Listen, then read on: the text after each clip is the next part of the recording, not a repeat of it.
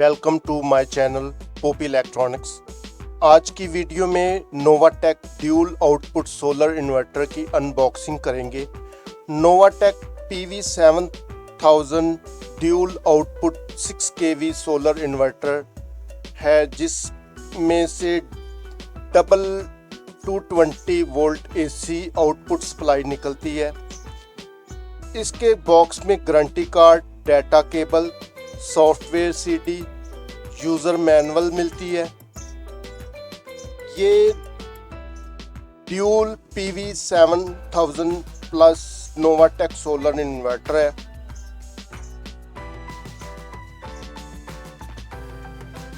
इस इन्वर्टर को solar PV supply 430 volt DC है, जिसकी वजह से इस इन्वर्टर को 580 वाट के 43.1 वोल्ट वाले 8 पैनल और ज़्यादा से ज़्यादा 10 सोलर पैनल सीरीज़ में लगा सकते हैं।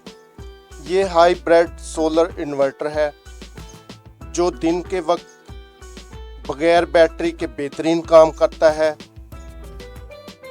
लेकिन सोलर इन्वर्टर को 4 अदद बैटरियां लगानी लाजमी है ताकि रात को बिजली जाने पर बैकअप मिल सके।